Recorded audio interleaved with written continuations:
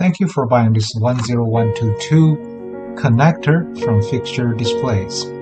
This connector piece connects 6mm or about 1/4 inch tubes on both ends.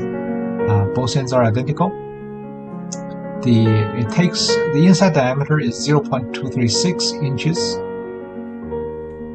and the unit tire length is about 1.6 inches long. Outside diameter is about 0.6 inches. Now, this particular tube is 10122 tube and has a 6mm outside diameter, or close to 1/4 inch. The connector works in a way that's very simple to connect and disconnect.